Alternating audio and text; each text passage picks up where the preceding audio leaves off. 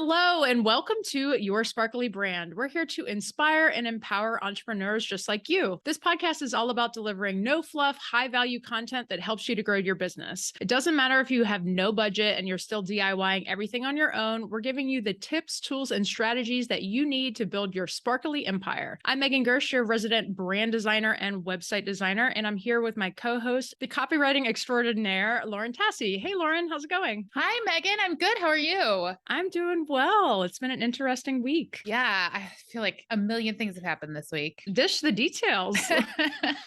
I mean, my business is it's just nonstop right now. Actually, like today, it feels a little better. And I think it also might be my mom was in town and she just left town. And then Alex is gone for a few days. So just to feel like I finally have a little bit of breathing room. And like, it just felt like I was like out in the bottom of the hole and never making my way to the top. So I am glad to feel like I'm on the other side of that now. Is that your sparkly moment this week? Yes. You know what? I had another one, but takes us too much into the topic for today. So that'll come up when we get into our topic. What was your sparkly moment? So this week I just handed off a huge branding project to a client and just got initial feedback from them and just very excited. I think that they really enjoy the branding. And so that's always like a really good feeling. It's just like something that I pour a lot of myself into. And I really take time to like get to know like what the client actually needs and like try to listen to them as much as possible and take the direction that they give me. And just to get that feedback, it just is so rewarding. So super excited about that. That's so awesome. All right. I feel like we just like can't even wait to talk about our topic for today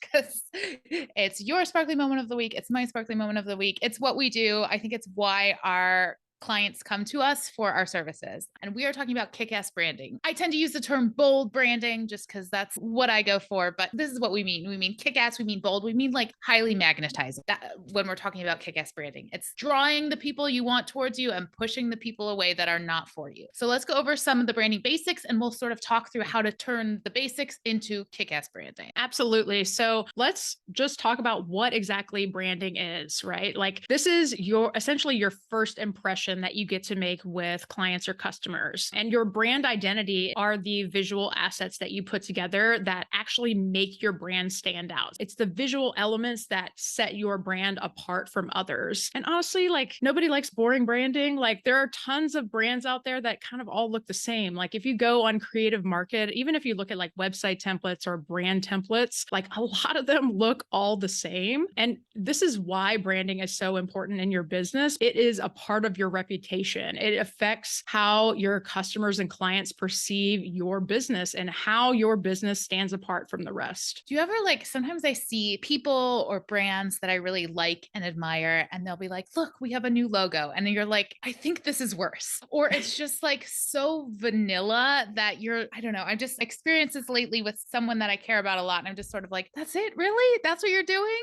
So yeah, maybe they're listening. Yeah. That happens so often, honestly. And like it's just sad. Like it's like how many people were consulted when this decision was made? And like, did you actually consult with a brand expert or did you, just throw something together? Like it's just one of those questions. It's like if you're going to pay for somebody to make a logo or do some bit of branding, at least do something exciting, do something interesting. Yeah, exactly. Okay, so off my soapbox. Here's what is so important about branding, and I know this is what comes up with my clients a lot is they just kind of want to jump into the logos or jump into the brand voice. But it's knowing your target customer first, and that comes down to research and not just guessing. I don't work with anyone who is just sort of guessing what their ideal client is. That just like it never works. You're just imagining people that don't exist. Knowledge is key, and it's going to help you position yourself. The more you know, the stronger of an identity you can build for your brand. So you do appeal to the customers you want, get out of the face of the customers you don't want. Just because they're never going to buy for you, don't spend money on ads, don't spend money on people that aren't going to buy from you. You can't sell to everyone, so knowing who and what to focus on is important, and you'll be able to tailor your product or your service to fit your brand. And they'll love it, and they'll tell their friends. Yeah. And going with that, like your brand is not just the pretty face of the company, but it's also your focus in on your personality. So like looking at your brand's mission and your vision and like really expressing your brand's voice. Like, is that going to be a funny personality or a more serious serious tone, or like how would you speak to your customers, and like what is the tone that they would connect with the most? Really doing a deep dive on that and figuring out which pieces of language are going to help to set you apart from the rest of the people in your industry. Figuring out if there's like a specific name that you want to give to your audience, like saying like, hey besties, or like, hey fam, or like giving them a name. I have one friend that says like, hey spooky babes. So it's just like really calling out to that specific person. Like not everybody's going to identify as a spooky babe, right? Like, so that is really narrowing in on that person and calling out to them. And also thinking about like what your business stands for. So like, what is your vision? What's your goals for the company? What is your purpose? Maybe you are really, really passionate about animal rights, let's say, and you take a percentage of all of your business profits and you donate it to animal rights. Maybe that's something that you incorporate into your content strategy. You talk about that on social media. You talk about that in your emails, because the people that are also passionate about that are going to be really drawn to you. So think about how you might be able to incorporate that, as well as like if your brand has a specific story to tell. So I know a lot of businesses were born out of COVID, right? Like a lot of people had to pivot, a lot of people got laid off. And as a result, a slew of small businesses sprung up, when the pandemic hit. And so that is like one of the stories that you could be telling in your brand story, like saying like, I got laid off, or like maybe you got fired, or whatever the case is. But you know what? I rose from the ashes and now I have a 7-figure business or whatever. But just telling that story. In this day and age, the customer really wants to align with brands that they really connect with. This is why it's so important to show your face on camera and really be able to show the emotions that you embody, like behind these certain causes, behind these certain values. It's not a bad thing to stand for something. And in fact, that is one of the main things that will help to attract and repel people from your brand. You don't want people that you don't want in your brand coming to you. So like, for example, I'll give you like my own example is like, I don't typically work with like get rich quick type people. I much rather would work with like folks that are anti-hustle, anti-grind, want to build like a sustainable business. And that's just something that like,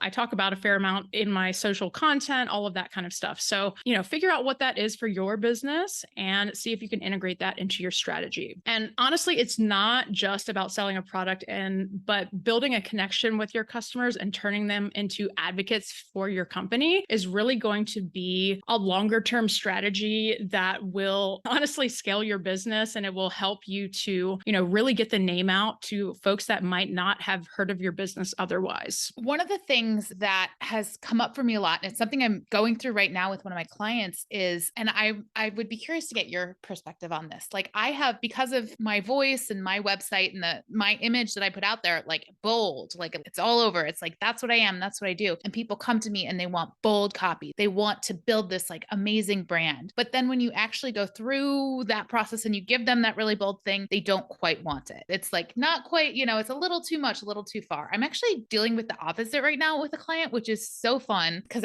we just hit the nail on the head with the copy. And it was like, I was getting feedback, like it feels a little Hallmark. It feels a little too cliche. And I was like, really? All right. I'm just going to go for it. And I like sat down and I was like, if this was my company, what would I write? And I did like a mission statement, some brand values and stuff for them. And it's hilarious. And I'm so proud of it. And I'm like so happy that they want to go there and be that bold because they're in an industry where that's what they need to do. There's so many competitors and I mean, their product is very unique, but it's just, they have to stand out in their industry. Yeah, I think that's great. I mean, that's, I feel like for you and I, at least, that sounds like an ideal client where it's like, yeah, just balls to the wall. Like, let's go. Like, let's make it as crazy as, not as crazy, but like, as bold as we can go within the voice. Yeah, balls to the walls is good. That would have worked in there.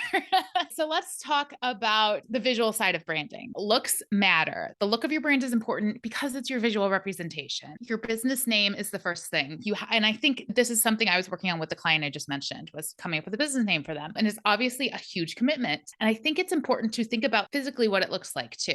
Is it two words pushed together into one? Are we taking the vowels out of a word? Like the physical side of the words versus just what it means. A connection connects to everything in your business. If it's just not like the heart and soul of your why behind having the business, then it's probably not the right name. Also, it's a great way to use your own name.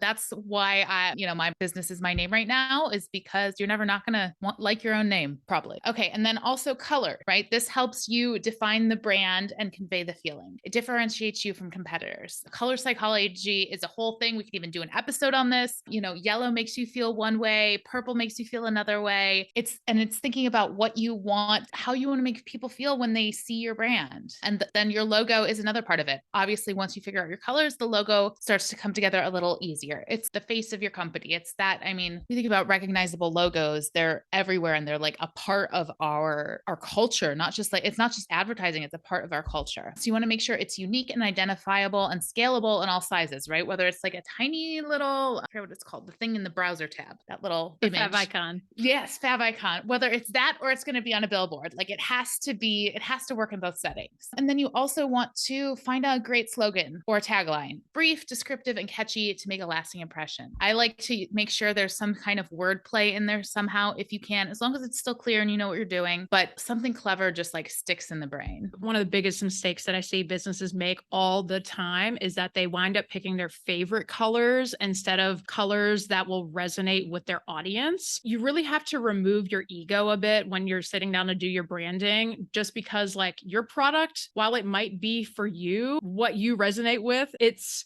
really more for your target audience, right? Like you want them to feel a specific way about your brand, whether that be happy or whether you have like a mystical brand or your spiritual brand, like whatever it is, you're really choosing and making those decisions for them, which I think is like a huge stumbling block that a lot of people get wrong when they are setting up their branding. And by the way, if you are in a place where you're DIYing your branding, if you're not quite ready to invest in professional branding just yet, I actually have a tool and we can drop the link to it in the show notes, but it's called the DIY Brand Kit. It combines a Canva style brand guide template with video strategy. So there's tons and tons of brand board templates out there, which like when I was researching this tool, I was like, oh my God, there's so many of these, but none of them have the strategy that goes with it, which is literally what branding is all about. But let's get into a few tips that will essentially help you to make a great brand. The first is something I always tell all my clients, but like being consistent is the number one thing. So applying your branding across the board, across your social media channels, even in your emails, everything that you do should